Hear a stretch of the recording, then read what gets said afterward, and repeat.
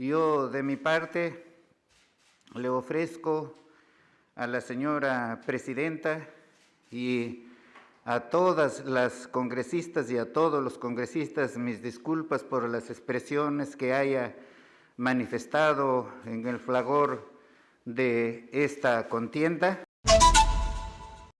Buenas tardes a todos ustedes. Quisiera manifestarles con relación a lo que ha expresado la señora presidenta del Congreso esta mañana. Estamos plenamente de acuerdo. Debemos trabajar en consenso, todos los poderes del Estado y especialmente el Poder Ejecutivo y el Congreso. No podemos seguir en estos conflictos entre ambos poderes. Yo, de mi parte, le ofrezco a la señora presidenta y a todas las congresistas y a todos los congresistas mis disculpas por las expresiones que haya manifestado en el fragor de esta contienda, con el propósito precisamente manifestado por la señora presidenta del Congreso de encontrar consensos para enrumbar a nuestro país hacia el bienestar de todos los peruanos. Con relación a lo que hemos tratado esta mañana en el Consejo de Ministros, debo manifestarles que son muchos los temas, pero voy a concretar los de mayor trascendencia. Hemos acordado intensificar la vacuna. Si es posible, vacunaremos las 24 horas del día en determinadas fechas que se va a comunicar. Necesitamos que la mayoría de peruanos estén vacunados con el fin de poder reabrir el mercado ya plenamente, porque solamente así se puede generar crecimiento económico y, por supuesto, generar puestos de trabajo. También hemos tratado el asunto de la educación, que se reabrirá a fines de marzo en forma presencial en todo el país. Y se está trabajando igualmente intensamente en la refacción de los locales y colocarlos en una situación de que pueda servir a esta importantísima función como es la educación de nuestros niños y niñas, de nuestras y nuestros jóvenes. También vamos a flexibilizar las medidas, las restricciones establecidas por la COVID. Vamos a flexibilizar esas medidas con el mismo objetivo de reabrir el mercado y de hacer posible las clases presenciales. Por supuesto, se ha acordado que por lo menos en los medios de comunicación del Estado se tiene que incentivar la recomendación a la vacunación de los niños, de los padres de familia y de los profesores, para que no haya ninguna dificultad al momento de regresar a las clases. Pensamos ya, como se ha hecho en otros países, sin distanciamiento. En cuanto a los conflictos sociales, estamos trabajando intensamente en labores preventivas. Cuando llegué aquí me informaron del conflicto que existe en el corredor minero que habían tomado la carretera, lo cual dificultaba, por supuesto, el traslado del mineral de la empresa que opera allí. Inmediatamente, al siguiente día, viajamos a Capamarca, a la comunidad de Capamarca y otras comunidades, y mediante un diálogo entre los miembros de la comunidad, la empresa que tenía presente allí en ese momento a su vicepresidente y el Estado, se resolvió el conflicto, dando una tregua de 45 días. Se levantó inmediatamente la toma de carreteras. Esos 45 días es para implementar los acuerdos, pero no se va a necesitar de 45 días, sino con anterioridad vamos a resolver totalmente ese conflicto en ese sector, porque el corredor minero es muy grande y ya tenemos noticias de que otras comunidades en otro sector también quieren tomar medidas de fuerza, pero estamos tratando de dialogar y resolver el conflicto, y lo vamos a lograr, de eso tengan la plena seguridad, porque así damos facilidades a la actividad privada y eso va a generar puestos de trabajo, va a generar crecimiento no económico. En materia de seguridad ciudadana, también allí ustedes saben que hay un decreto de declaratoria de emergencia para que las Fuerzas Armadas colaboren con la policía, y como ha dicho, creo antes de ayer, el presidente de la República, queremos ver a las Fuerzas Armadas conjuntamente con la policía patrullando la ciudad, porque no podemos seguir tolerando que se produzcan los delitos que se están produciendo. Eso, por supuesto, va a ser implementado con otras medidas, porque somos muy conscientes que la seguridad ciudadana no es tarea solamente de la Policía Nacional, sino también de las Fuerzas Armadas, también de la sociedad civil en general, también del sistema de justicia, también de las municipalidades. Por eso es que no vamos a trabajar conjuntamente con estas entidades para superar este grave mal, y lo vamos a superar. Lo vamos a superar porque queremos paz social para que se incentive igualmente la actividad económica y para que nuestros niños, nuestros jóvenes vayan a estudiar sin que puedan correr ningún peligro. Voy a ceder la palabra al señor ministro de Economía para que trate algunos puntos que hemos acordado ahora. Muy buenas tardes, señores periodistas, señoritas periodistas.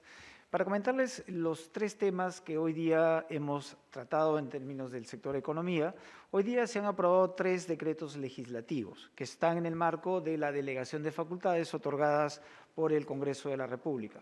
El primer decreto legislativo se refiere a modificaciones en el sistema de contabilidad pública. Estamos adaptando las normas internacionales de contabilidad del sector público, lo que va a permitir que se haga una contabilidad mucho más transparente, basada en costos, lo cual nos va a permitir definitivamente hacer una gestión más oportuna y más eficiente por parte del Estado. Esto además está en el marco de los estándares de la OECD y se va a dar de manera gradual. El segundo punto se refiere a un decreto legislativo que modifica el Código Tributario y que tiene como objetivo reducir la elusión y la evasión con el objetivo de generar una mayor recaudación y una recaudación y una tributación más justa.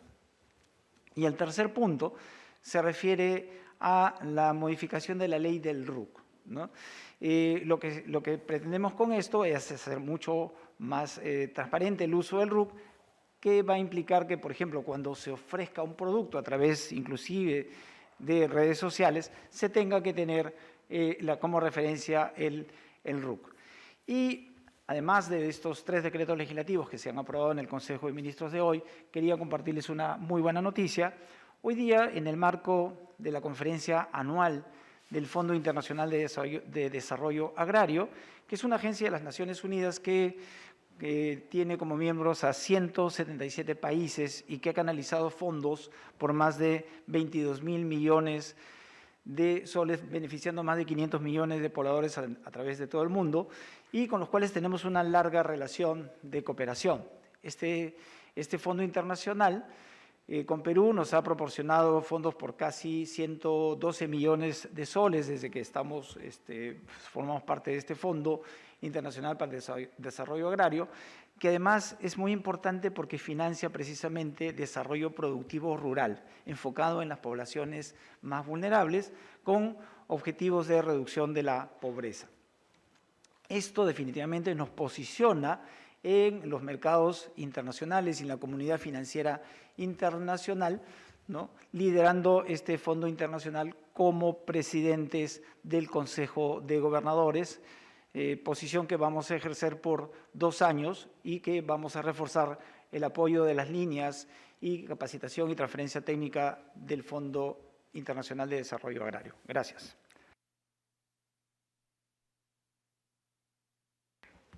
Buenas tardes, señores periodistas. Gracias, Premier.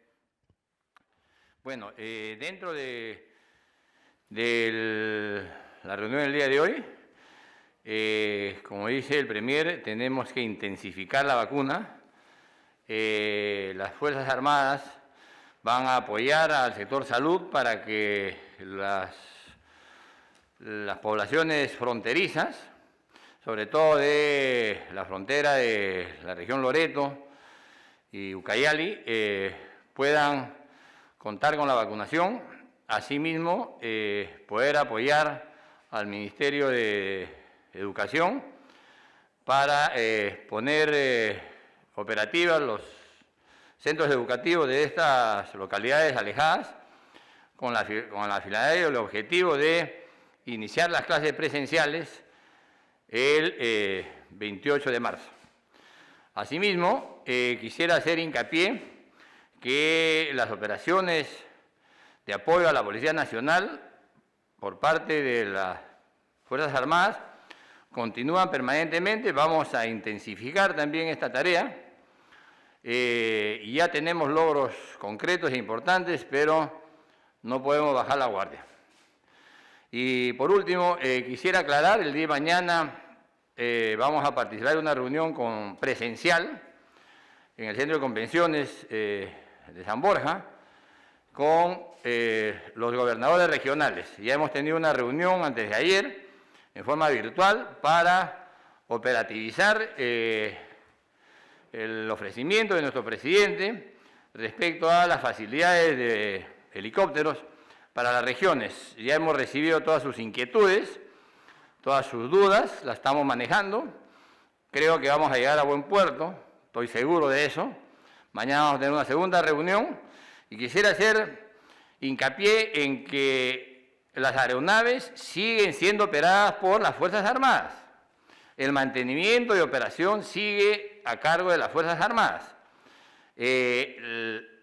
La variante de esto es de que los gobernadores van a contar con una cierta cantidad de horas de vuelo para que ellos puedan mejorar su gestión, hacer frente a las emergencias dentro de un convenio que se establecerá con las regiones que así lo desean para fines específicos.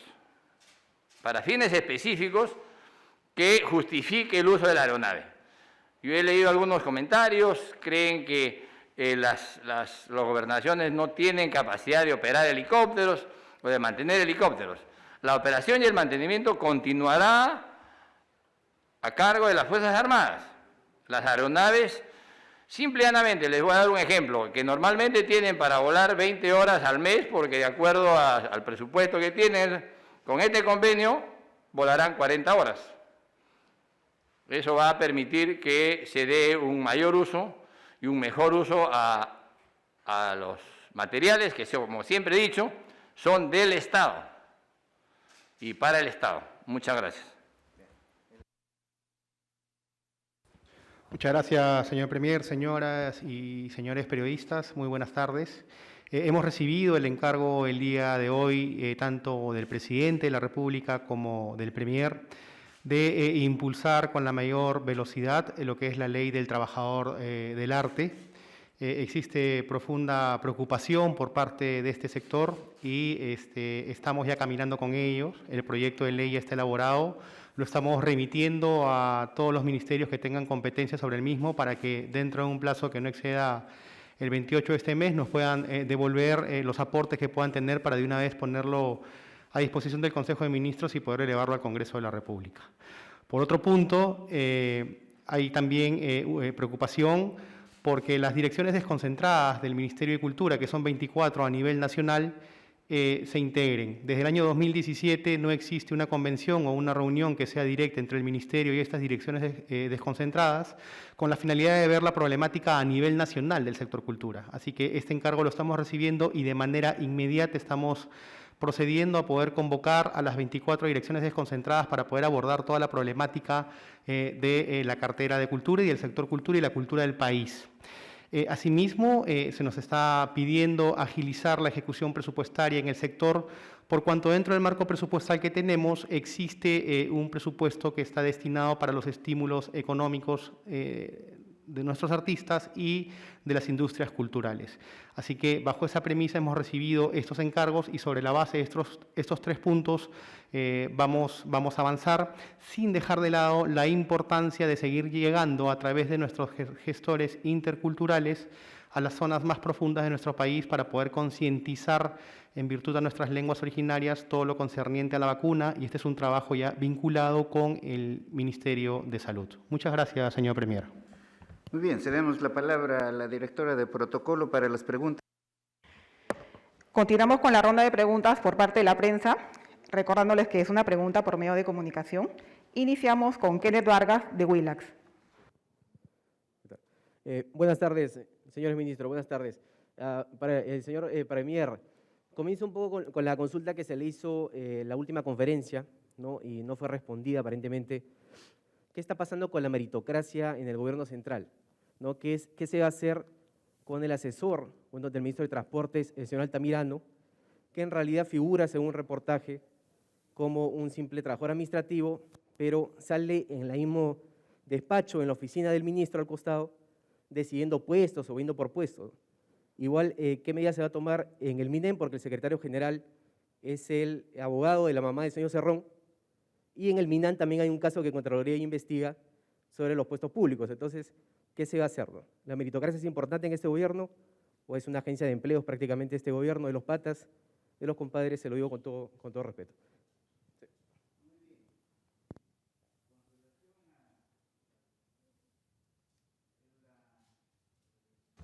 La sesión anterior tenía un objetivo principal y no podía ser opacado por ningún otro acto porque se trataba de un asunto trascendental que hemos expuesto en esa ocasión. Ya todo eso queda superado ahora con lo expresado por la señora presidenta del Congreso. Con relación al asesor del ministro de Transportes, no tengo entendido que no era un trabajador estable, sino uno de locación de servicios que ahora ya no se encuentra allí. Con relación al secretario general y a otra secretaria que usted menciona, quiero ser bien claro y muy preciso. Yo soy un hombre de derecho y no puedo discriminar absolutamente a nadie, ni por razones políticas, ni por razones económicas, ni por razones religiosas, ni por ninguna otra razón. Por ejemplo, en la PCM hay trabajadores, ¿no? Es cierto, de Perú Libre, que son los menos, pero también los hay. seguidores de Fujimori, también hay apristas, también hay.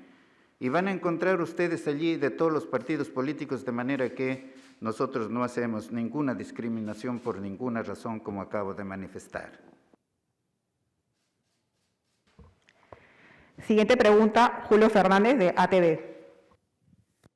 ¿Qué tal? Buenas tardes, por acá, Premier. ¿Cómo se está oteando que sea esta presentación suya y la de sus ministros en el Congreso de la República, si es que se va a tener realmente una ronda de entrevistas con las diferentes bancadas? Si bien es cierto, con Acción Popular, al parecer usted ya ha aceptado. ¿Qué pasa con las voces que son más de oposición y que cuestionan además a varios de los ministros que hay actualmente? ¿Cómo cree usted que va a llegar a ese voto de confianza? Y si es que salen algunas críticas hasta entonces, ¿usted estaría dispuesto tal vez a cambiar algunas fichas, algunos nombres de su actual gabinete? Gracias. Los miembros del gabinete no estamos siendo evaluados.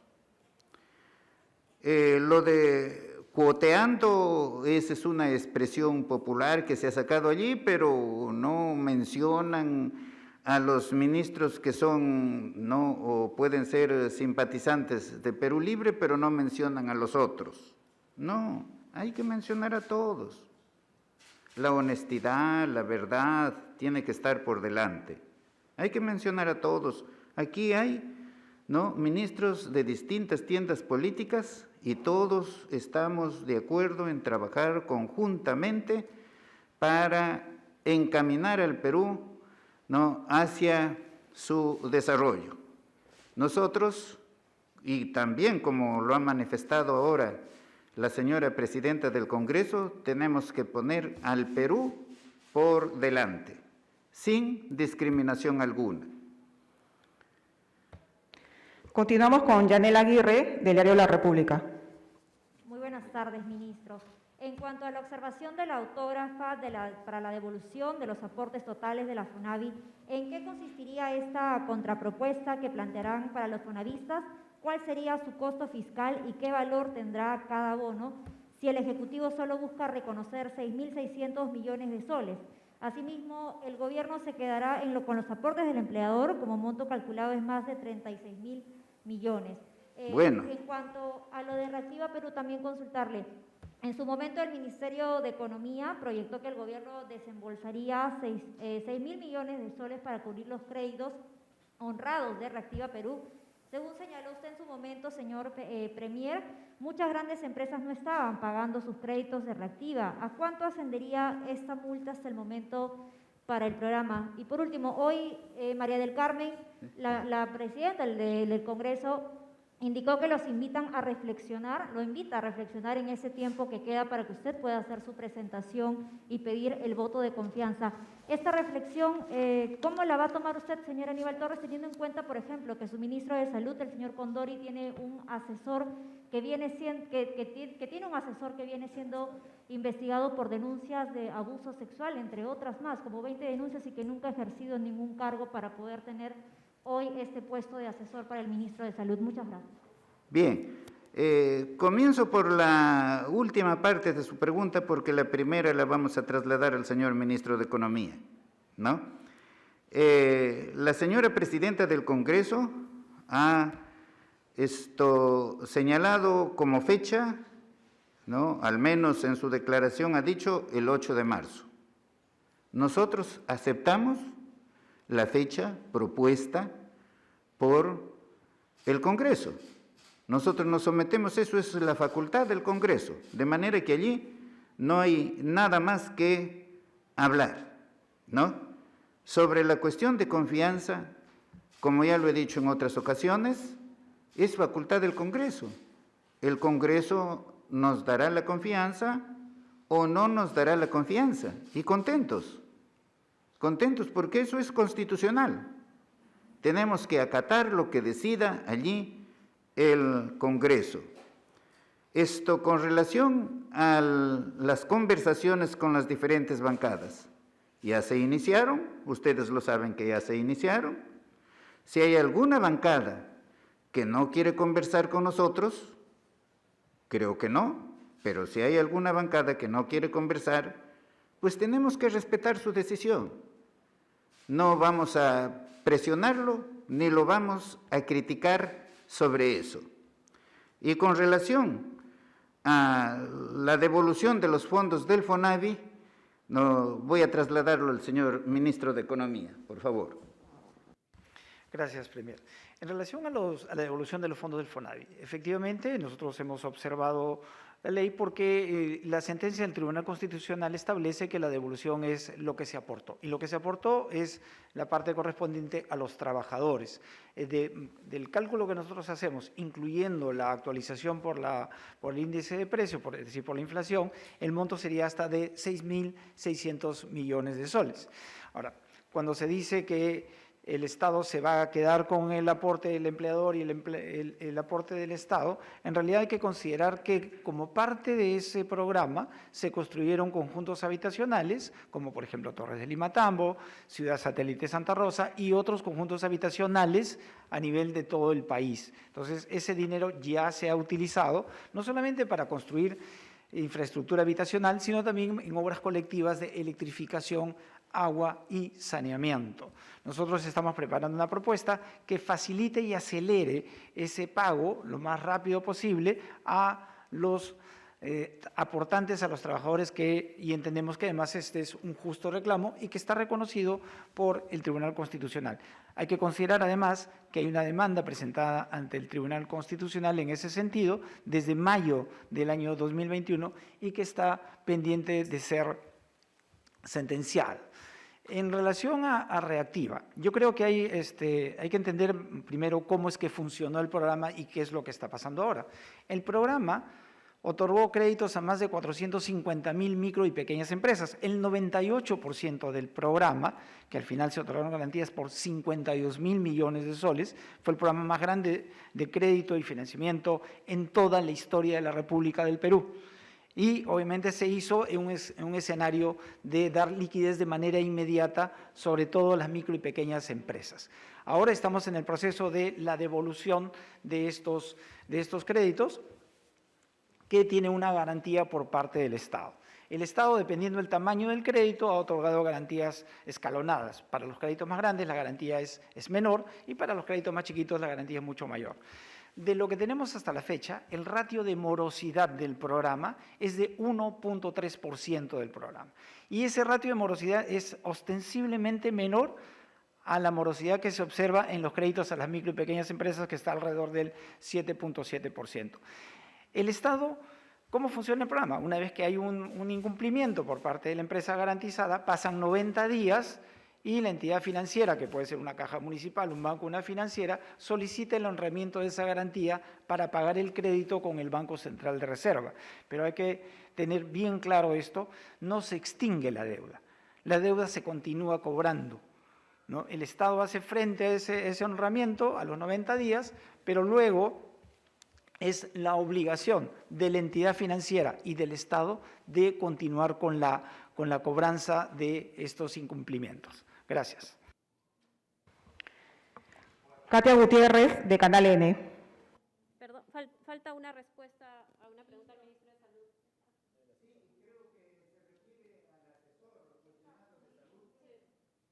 El asesor cuestionado de salud ya no labora en salud, ya no labora en el Estado.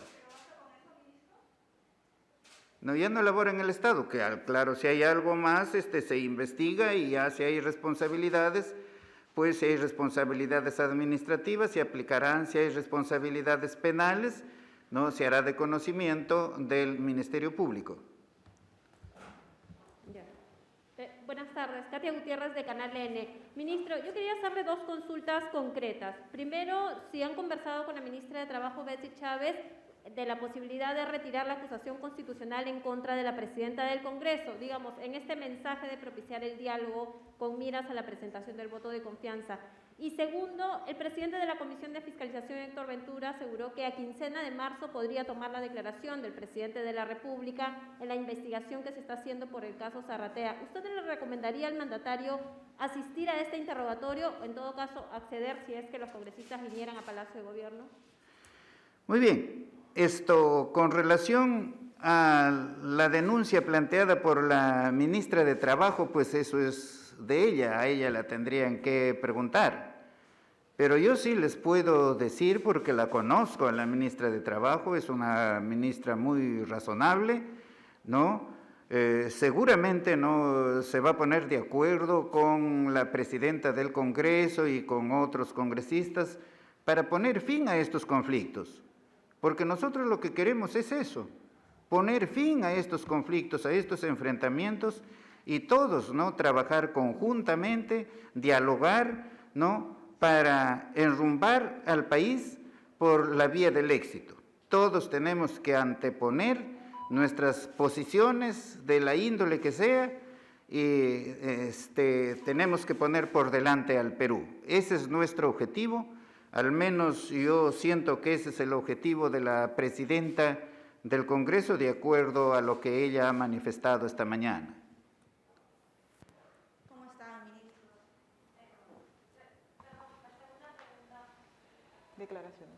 Había una... la declaración del presidente. Claro que el presidente va a colaborar, ¿no?, con hacer sus declaraciones que lo soliciten de acuerdo a ley y declarará también, ¿no?, de acuerdo a ley.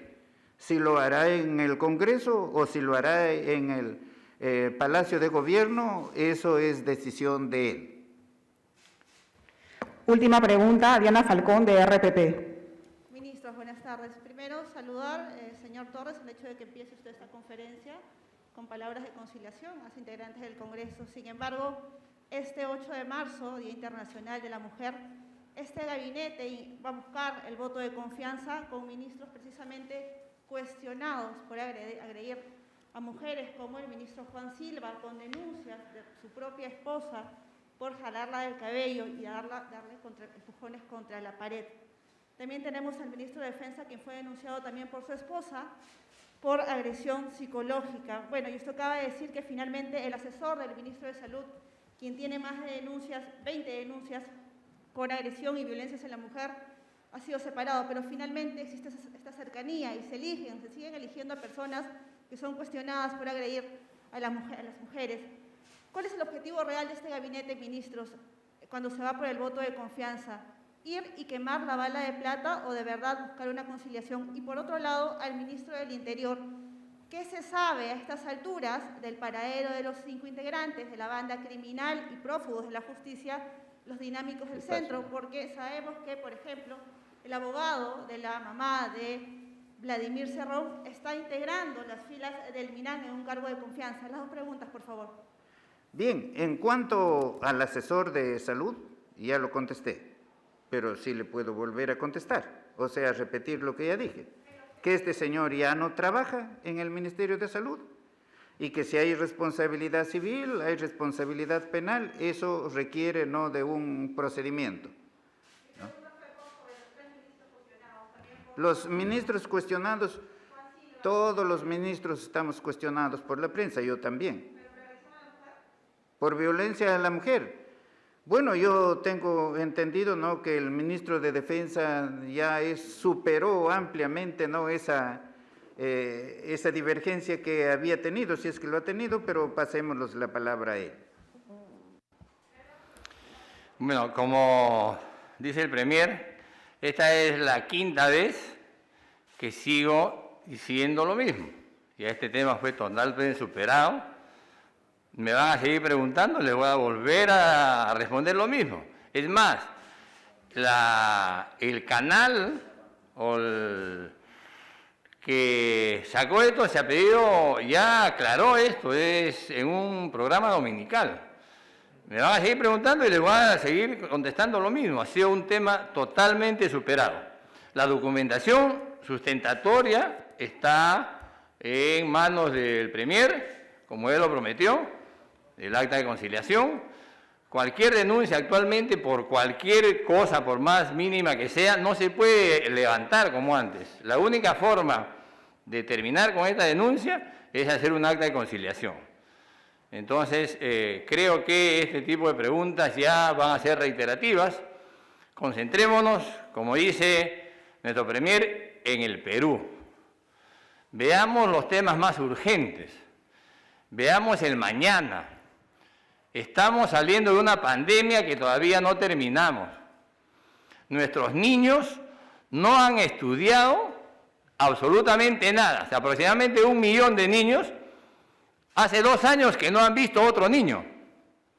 Hay que pensar en eso. Por favor, muchas gracias.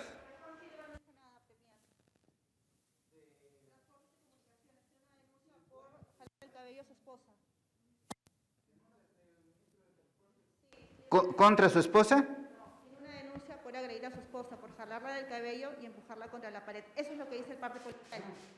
Bueno, si hay eso, yo lo desconozco, pero en todo caso no preguntaré al ministro de Transportes qué hay de ese hecho y en cualquier momento les informaré al respecto.